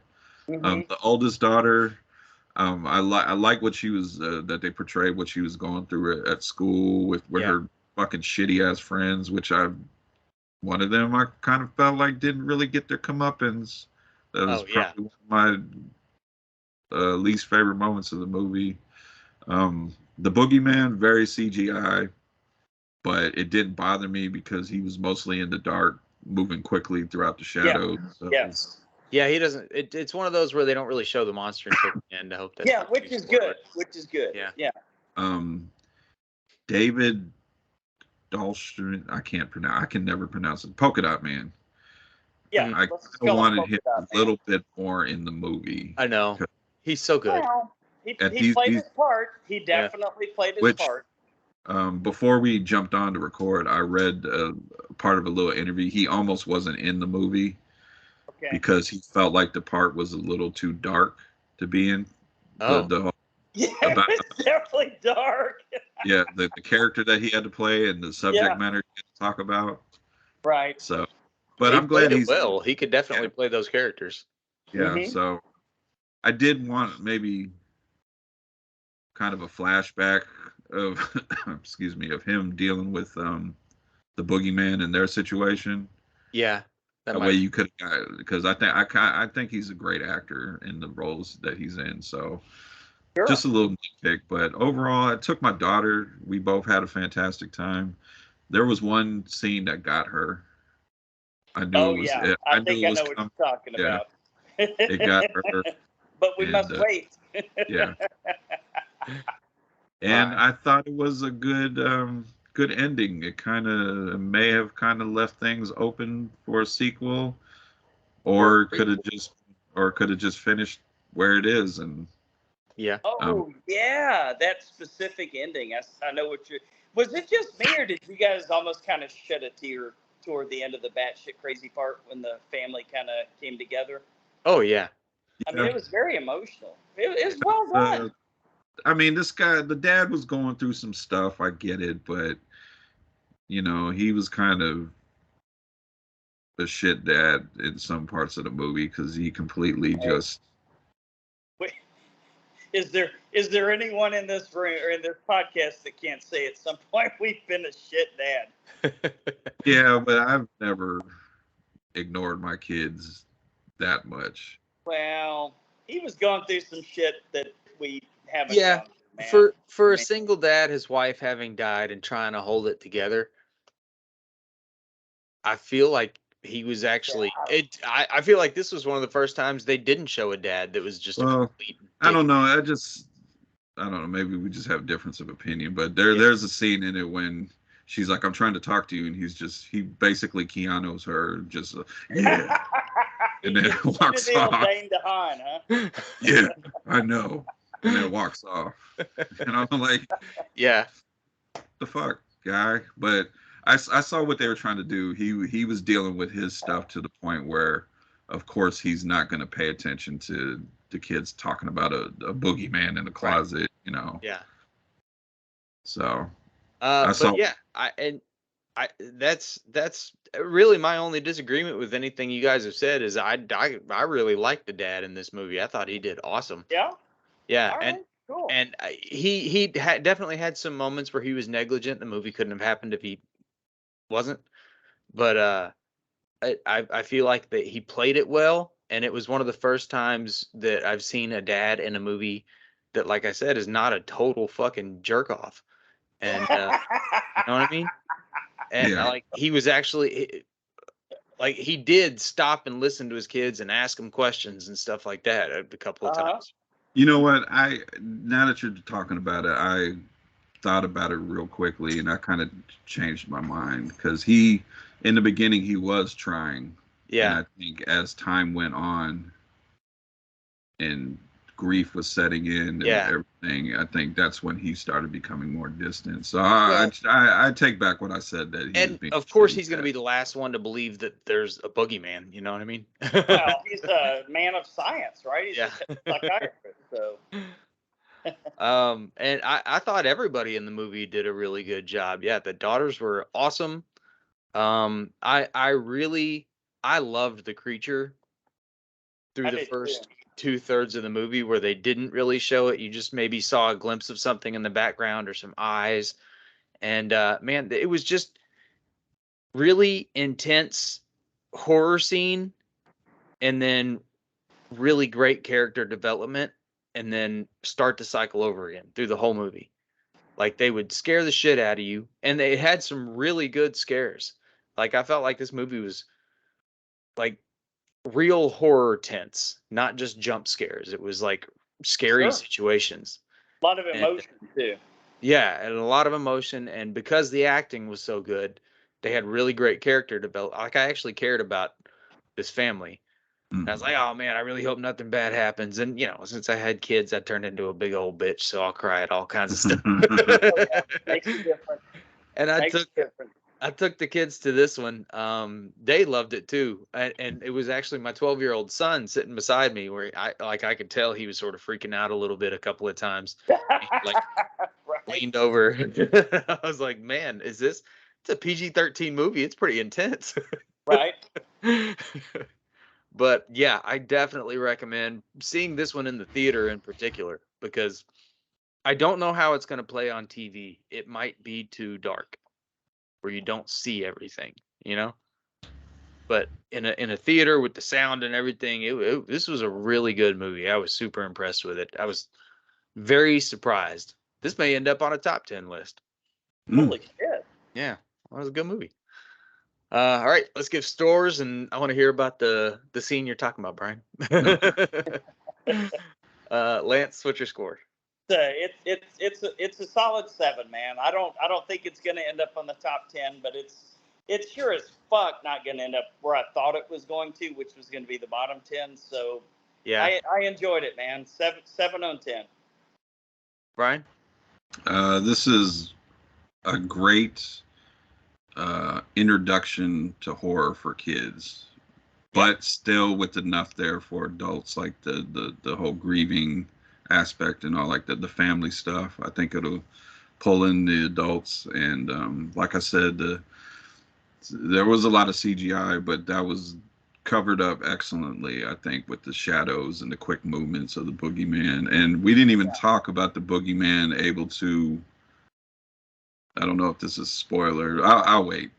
So yeah, no, I wanted to talk about a couple of things about the creature itself, but but on that. I think if you're kind of working your kids into horror, and you kind of want to get them out of the kiddie stuff and try to slowly moving into something a little bit more intense, I put that in this category, and I thought everybody was good in it. So I'm not going to give it an 8 yet. but I'm gonna give it a 7.75. It's Very almost an nice. 8. Very nice. Quarters. There's a million thing in the corner in the dark movies and ghost stories that all Or in the mirror. that all have this same tone and play on this same thing, and a lot of them it just, it feels like I've seen this movie before, like they're in one ear and out the other. You forget that you even saw them. There's like the darkness and there's a ton of them, and they all sort of blend together. This one to me really stuck out. Right. I think a lot of it was because of the acting.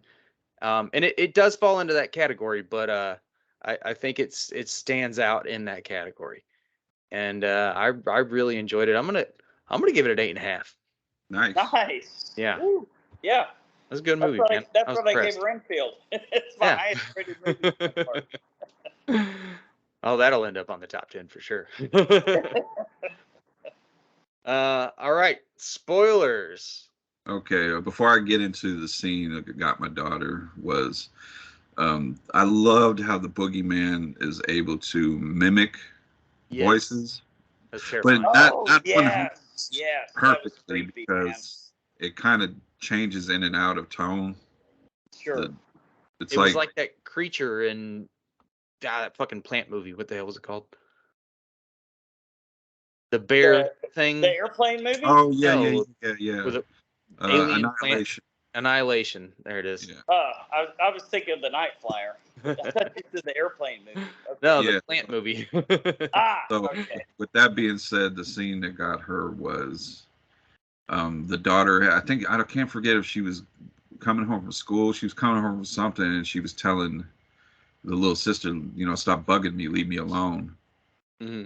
And followed her up to the room. She slammed the door in her sister's face, and then the sister was beating on the door, and then she turned around and was yelling at the sister and walked towards the door.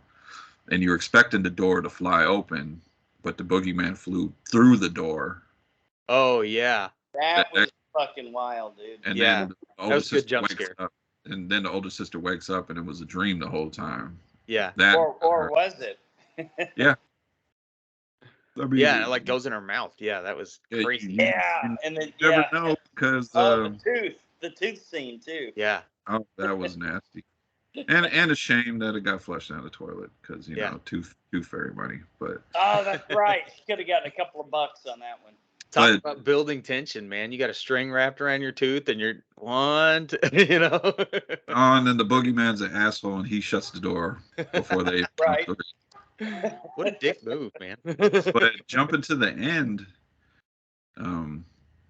it's kind of open-ended for me, because they finally do their group therapy. The dad finally opens up. Everything's kind of happy. Sorry, somebody's starting a motorcycle outside now.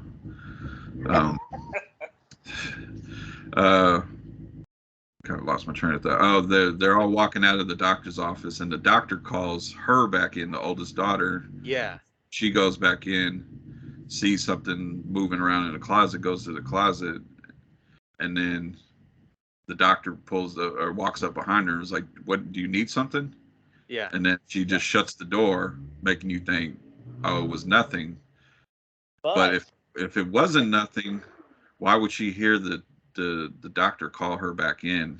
Right, because obviously the doctor would have said, "Oh, did you need something?" Yeah. And she called her back in. I feel like that was sort of also the Babadook ending, where it was just literally closure, Yeah, like it's always going to be there on the other side of the door Sure, but she closed it, There were some definite Babadook vibes in this, right? Then of course you had the deal where once she found the wife of Lester, and she said, "Oh, Lester, what did you do?" Because she realized he went and infected another house with that. So you got vibes from Smile and The Ring and all that stuff. And I was like, "Oh shit, are we doing this again?" But they pulled it off, man. They did it in a original enough way that it wasn't like it didn't feel like a ripoff, And the oldest daughter, what's her name, Sadie? Mm-hmm. She has like the shittiest friends. Yeah, seriously. Well, one of them seems cool, but even she's kind of But the fact that she would even hang out with that blonde chick after she was such a bitch. Right. Yeah. That was. I knew the one that was supposed to be her friend wasn't her friend anymore, because she was just like talking about, oh, we all haven't hung out in a while, and then Sadie's like, when did we ever really hang out? She was basically trying to talk her into. She was like, well, they're your friends now. I'm like, no, they're not. This blonde chick keeps bringing up your dead mom whenever she gets a chance. And I was disappointed. All she got was slapped. I know. She got bitch slapped. She got slapped, and she still was talking shit about your mom and calling you a psycho. Yeah. I know. Well, actually, you know what? That was super realistic, though, right? Because she like went nuts and slapped her because she got freaked out, and then she's like, she's a total fucking psycho, and runs out. And I've got enough young girls living in the house. And see, my movie. I know that's how my movie. My movie. The girl's trying to leave the house. Boogeyman picks her up, turns her head all the way around. I know. And then the dad finds her and thinks, "Is my daughter crazy?" Oh yeah, there you go. Well, we may have a sequel coming, Brian. So be patient. Because he found out that his daughter was on the weed because he smelled it. Are you on the marijuana? Because that one puff you took, you reeked of it. Well, damn it, Bobby. In his defense, he doesn't know it was one puff. He said he smelled weed, so for all he knew, they were like lighting a huge bong or something. Yeah, but a lot of the scare. You brought it up earlier, Lance. The use of the light globe, I thought was good. Even though I was like, "Damn it, kid! If you roll it down the hallway, you ain't got no light now." I thought that too. I was like, why would you roll that down there? Don't do that. And this was one of those movies where I was really invested enough to be like, don't do that.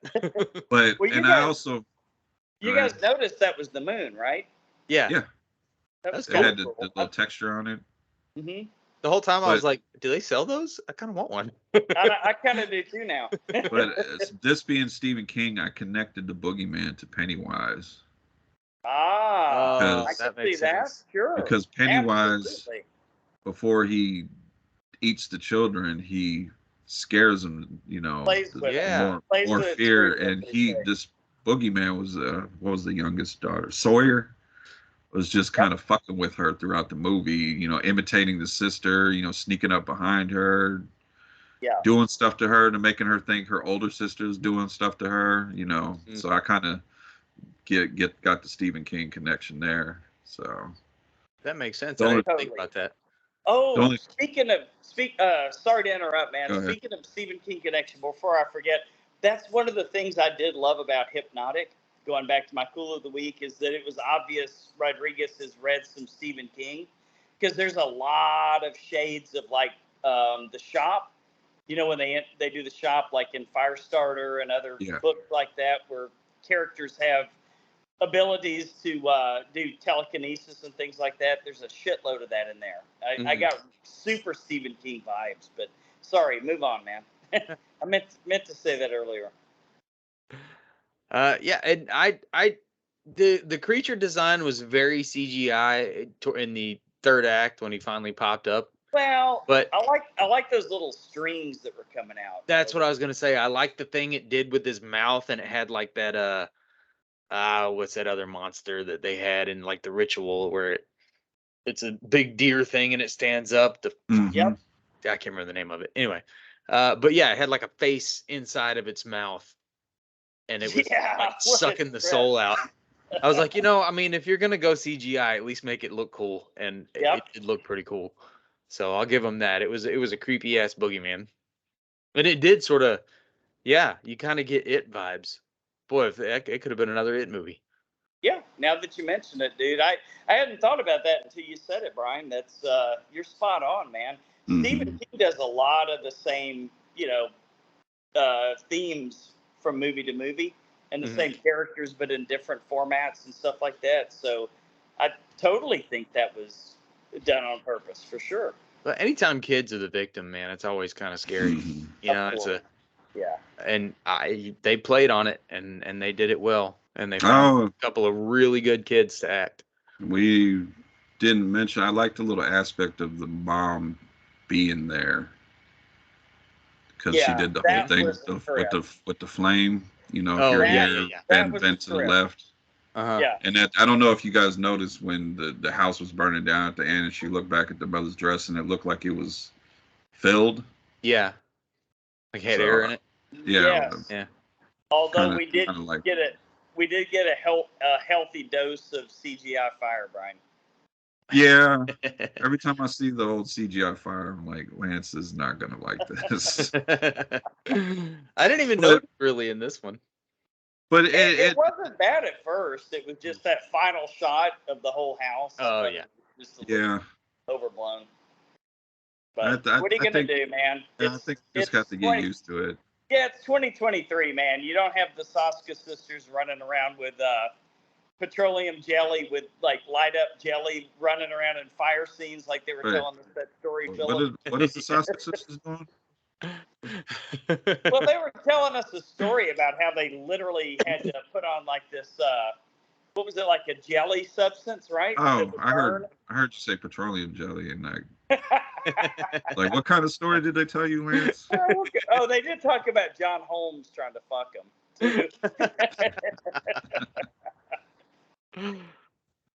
Yeah, can't blame you guy for trying. There was, I did read that the director, Rob Savage, tried to put a Star Wars toy in the movie to do something with the Star Wars toy. Okay. And I guess Lucasfilm was like, no. Nope. Wonder why. I guess I don't know if they were going to incorporate something like supernatural happening with the toy or something. And they just was like, no. Huh. Well, it is what it is, man. It might have been Disney that said no. Yeah. Probably. Well, yeah, I guess they're don't want our Star Wars movie associating with horror. Well, this is I think we all agree this is a pretty good movie. Yeah. Yeah, man, a lot better than I expected it to be. Yeah, if anybody listening to this hasn't seen it, and especially if you have kids and you want to introduce them to horror, take them to the Boogeyman. Not if they're not good sleepers, though. It was pretty creepy. Take them in. You might be up a little late one night, huh? Yeah. Hey, you gotta face your fears. My son didn't like clowns, and I took him to see when the new It movie came out. We went in IMAX. I made sure. Yeah. A lot of looking at the floor, but he made it through. Nobody likes clowns. That's why it's fun. You guys got any last minute stuff to put in before we sign out? I think we talked about both Boogeyman pretty good. One was a movie, and one was a really good movie. Yeah, pretty cool. Possible top 10 on at least one or two lists, right? Maybe. Yeah. I think they made the right decision going to theaters. Yeah, agreed. So we definitely want to thank you guys for all listening to another episode of The Horror Returns. You know where to find us, especially if you were at Frightmare, because it's right on the koozie, www.thehorrorreturns.com. At least Naz has some koozies now, Brian and Phil. I know you guys haven't gotten any. Well, Phil, you need to fucking come out here and visit, dude. I know, man. But, all right, so social media, etc. What's coming up on the other shows, Brian? Stream Fiends, we are going to do the 1990 whatever Super Mario Brothers movie. Oh God, Bob Hoskins. Yeah. And John Leguizamo. Yes, sir. That little fucking dinosaur head cracks me up every time. Oh my God. Man. We still need to do for Action Returns Ninja 3: The Domination. Right. And like I said, we have a Wrestling Returns episode, and we got some other little things we're working on too. So nice. We are definitely going to make up for the time that we haven't been putting stuff out, but you know, life doesn't stop happening for everybody. So absolutely. That's the way it goes. And for Action Returns, lest you forget, man, I think you guys do owe a Patreon pick, at least one movie for Lenny Lichtenstein. Well, he better figure out which one he wants exactly. Well, yeah, unfortunately, you guys have covered some great shit. So he's got to find a deep dive. So we'll figure it out. I don't guess you guys would consider The Fish That Saved Pittsburgh, would you? That's not really an action movie, is it? I had to talk to Nez about that one. Okay. All right. Well, again, appreciate you guys listening to the show. Next week, it's next week's Psychological Horror Part 3 already. Yep. So we've done The Hand That Rocks the Cradle, so it's not that. Silence of the Lambs. Silence of the Lambs, and a movie that I know we've been asked to do a few times. 7. Nice. Good idea. I'm excited about this week. That'll work. And I won't have any Wi-Fi, so I'll be watching these at work on my lunch break. But that's okay.